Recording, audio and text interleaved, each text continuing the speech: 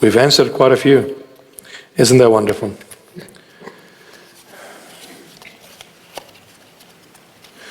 One day this little girl was holding her mom's hand walking, and she saw me. She said, "Mama, Mama, Santa." I said, "Ho, ho, ho, Merry Christmas." And it wasn't even Christmas. I said, "Oh, I forgot the bag at home." Also, where Santa comes from, I don't know.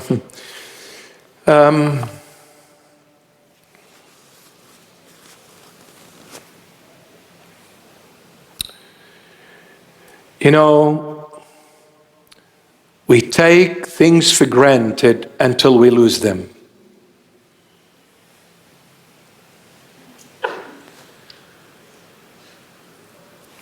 We take things for granted until we lose them.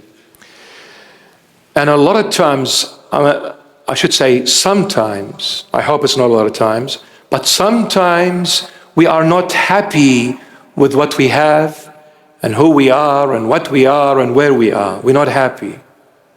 Let me assure you that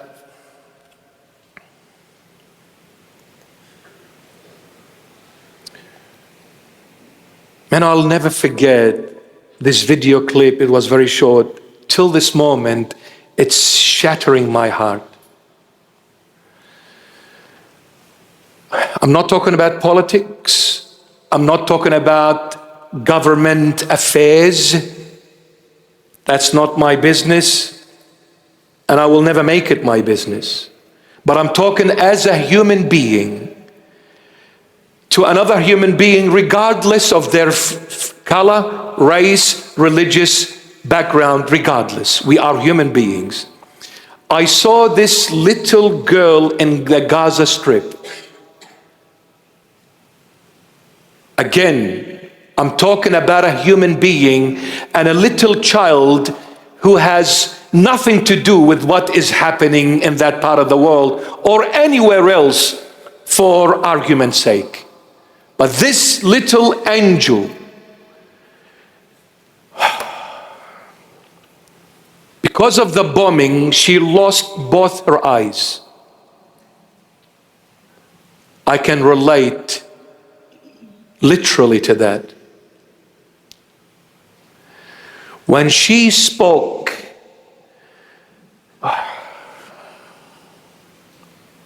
if I can now go to the Gaza Strip and take this girl and through some sort of an operation give her both eyes back, I will not hesitate, even if I throw myself in the fire for her to live, I'll do it. She cried,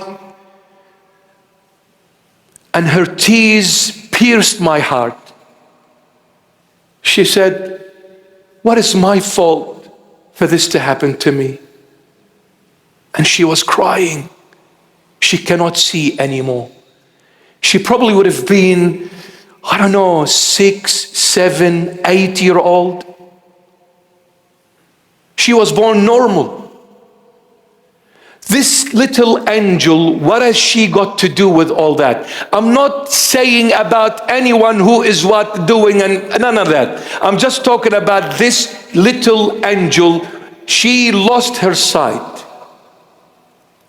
Do you understand how much of a sorrow, of a pain that is unbearable for you to be born normal with 2 healthy eyes and all of a sudden you lose them before you blink those eyes?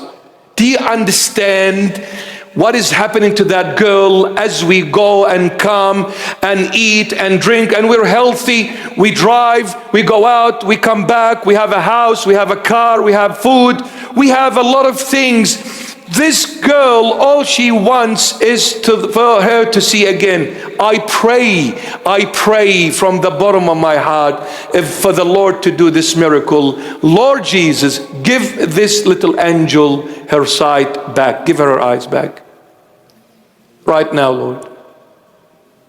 Because I know how difficult and unbearable pain it is. I know. I've gone through it, but not as fully as this little angel has gone through. My advice to all of you, my beloveds, and those who are watching through live streaming, thank the Lord for what you have. Thank the Lord for where you are. Thank the Lord for who you are. Don't ever be a whinger.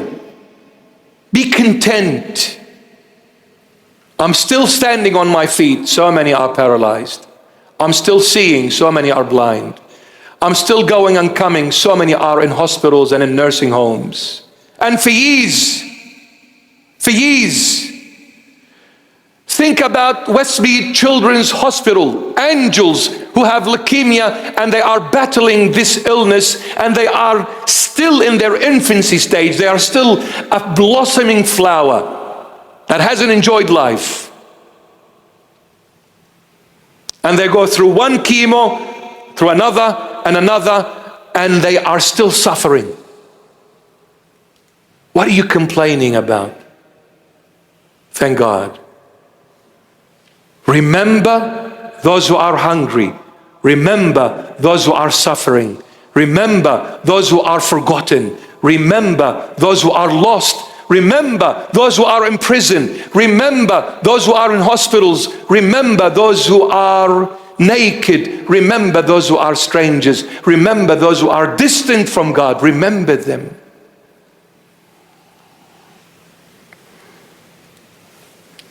And speaking of those who are in prison, I humbly ask the Australian government and the police commissioner for that incident that took place here against this bishop back on the 15th of April. The people that came that day, whether they have acted in whichever way they have acted, I'm asking you humbly not to use such a severe judgment on them, because if not all of them, I can assure you a lot of them, they acted based on love, concern for the well-being of the bishop and the priest in the church. So sometimes we need to understand we are human beings.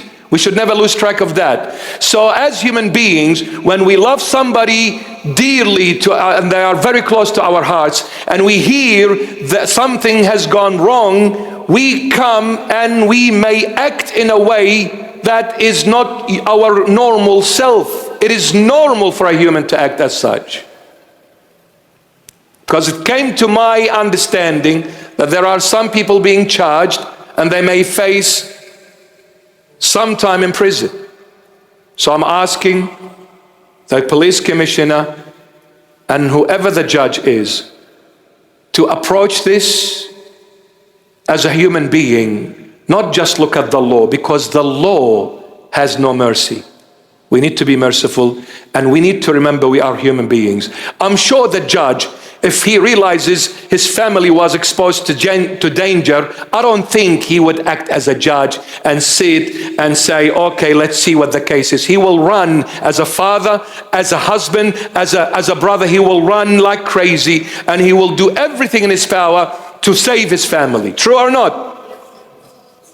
So we need to remember this as well. I'm not saying what took place from some people was okay, but I'm saying they did it also out of love and enormous concern for the well-being of the people whom they love.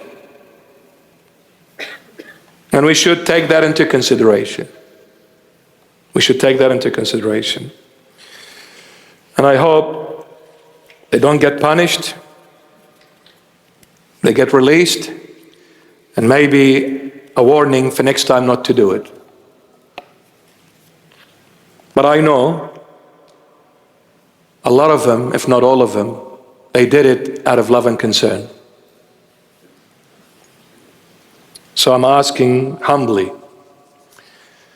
the judicial system, the police commissioners, and the government to reconsider and approach it more softly.